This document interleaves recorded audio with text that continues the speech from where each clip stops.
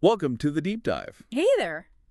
We're taking that deep dive into the sources you shared, covering some, well, pretty wild developments in crypto and blockchain. Yeah, specifically that first week of June 2025. Lots happening. Exactly. And our goal here, like always, is to cut through all the noise Right. Pull out the key stuff, the important insights. so you can get a quick handle on what's really shifting, where crypto meets power, meets policy. And this past week, wow, it felt like a real turning point looking at the material. It did. Crypto isn't just like testing the waters of the mainstream anymore. No, it feels like it jumped in head first, especially the institutional world. Yeah, the sources paint this fascinating picture. We've got political heavyweights rubbing shoulders with crypto folk. Corporate moves, definitely. Major market stuff, IPOs, talk of ETFs. And global expansion, too. It's all happening. It really feels like rapid change. So where should we start? The political side, maybe? That seemed to generate a lot of buzz. Yeah, let's do that. You really can't ignore the Bitcoin 2025 conference in Vegas this past week. No, you can't. The sources really hammered home how significant the presence was there. It wasn't just the usual crypto crowd. Not at all. It was this striking convergence, right? Mhm. Political figures, described as May GA, aligned in the reports. Right, alongside corporate Bitcoin proponents. Very visible. And who was actually on stage. That was notable, too. Yeah, the reports highlighted people like Trump Jr. and CZ.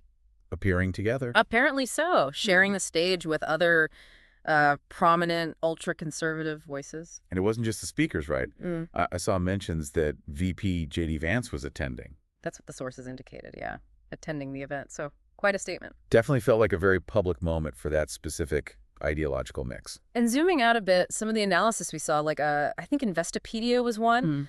They used this Vegas event as a sort of case study, discussing how institutional crypto is really starting to evolve. Evolved beyond its original, maybe purely libertarian roots. Exactly. It's clearly picking up new political dimensions. That seems undeniable. But it's not just a one-sided thing politically. The sources were also clear that Democrats are engaging more, too. Oh, definitely.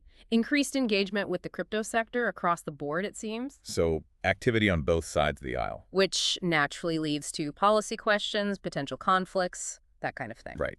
One source brought up a GOP-led policy, the Genius Act. Yes.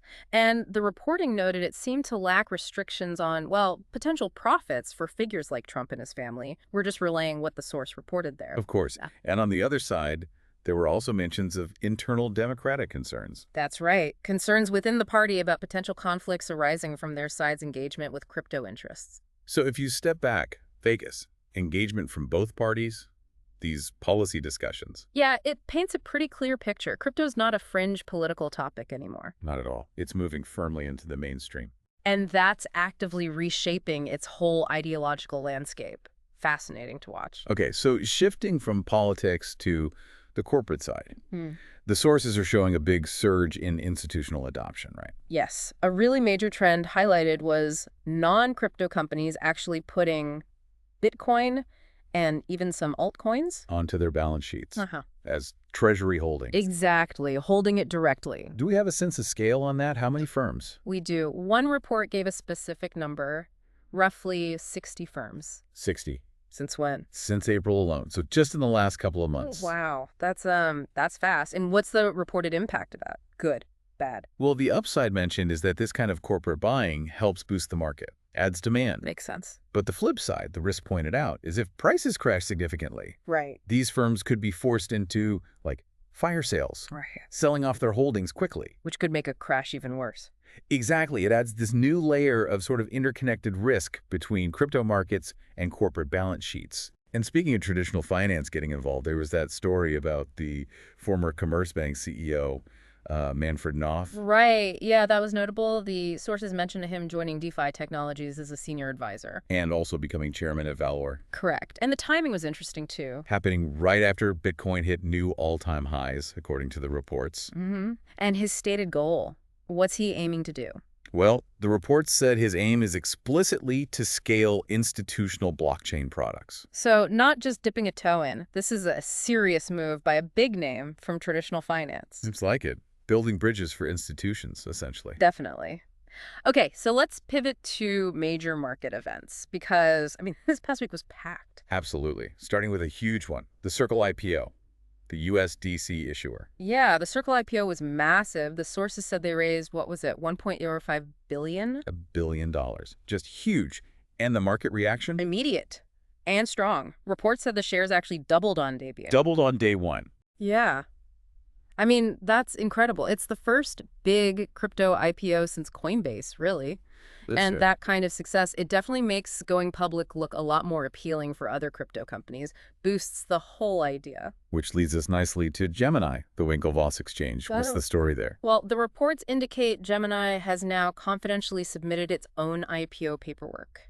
Ah, okay. So they're making moves too. And the timing on that. The sources seem to link it. They did. The analysis framed it as really good timing, partly because of Circle's big success. Riding that wave. Riding the wave, and also, one source mentioned, possibly getting a boost from the momentum, potentially fueled by, quote, Trump-backed policies. Okay, interesting connection being drawn there in the analysis. Again, just relaying what the source perspective was. Exactly, but it shows how the market timing is seen as intertwined with the political stuff. Right. Okay, so beyond IPOs, there's also a lot of buzz around ETFs, specifically XRP. Yes, definitely.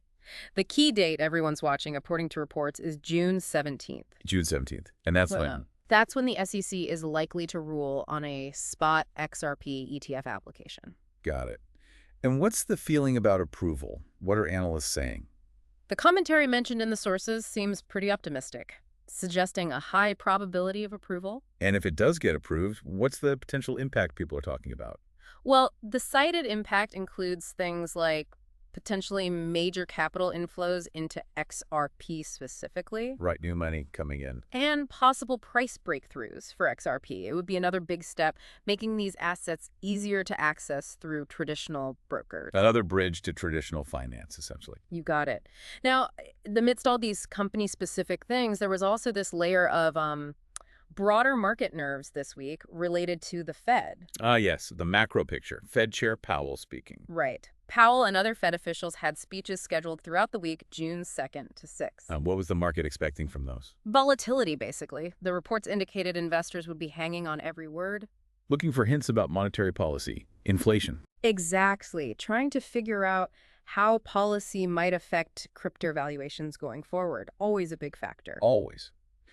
Okay, and finally, let's touch on the global angle, expansion into regulated areas. Yeah, the sources didn't forget that. A specific example was a partnership involving Suhub Mina in the Middle East, North Africa region. And Dubai's Virtual Assets Regulatory Authority, VARA. They're the dedicated crypto regulator there. Okay, and what's the goal of that partnership? It's designed to actively support blockchain startups in that region, according to the sources. So fostering innovation within a regulated framework. Precisely. And this seems to fit into that broader pattern the sources described. We guess. Crypto companies and protocols actively looking to set up shop in these, well-regulated, innovation-friendly hubs around the world. It's a global strategy. Makes sense.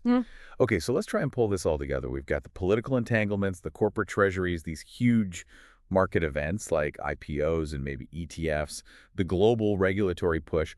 What does this actually mean for you, the listener, who's trying to make sense of it all? Well, it fundamentally means the whole playground for crypto and blockchain is changing. It's professionalizing fast. And integrating with the old guard, the established system. Yeah, integrating with established power structures, the politics. That affects future rules, how you might hold or use crypto. Right. Corporate adoption. That could mean wider acceptance, sure, but also impacts market stability, as we discussed. And the IPOs, the ETFs? They change how people can invest. They open the door to potentially huge new pools of capital. Which could be good for prices, but maybe brings new risks too. Risks tied to traditional finance. Exactly. So it impacts accessibility, risk, regulation, and ultimately the value proposition of these assets and technologies as they move from the fringes. It's not just about tech enthusiasts anymore. No, wait. It's boardrooms, it's Congress, it's global financial centers, all paying very close attention now. So summing up the journey from the sources this week, crypto is getting deeper into mainstream politics and finance. Yep. Making big moves towards public markets, regulated products. And strategically expanding into global regulatory hubs. The sources really captured that shift well, didn't they? Moving from describing crypto as this, like, fringe rebellion Yeah. to something that's now rewriting the system from the inside. That was a phrase used. Rewriting from the inside. And other Yeah. descriptions. Things like moving from federal podiums to Satoshi slot machines in Vegas captures that weird mix. It does. And transforming from fringe to Fortune 500. Yeah. Oh. That really paints a picture of the scale of change we're witnessing. Absolutely. So as you, our listener, process all this, maybe here's a final thought to chew on. Okay. As crypto gets more and more tangled up with these traditional political, corporate, regulatory systems, how does that balance work out? You know, the balance between its original, maybe defiant, decentralized spirit and this new institutional reality. How does that continue to evolve? What does that actually look like down the road? That's the big question, isn't it? Yeah. Something to keep watching.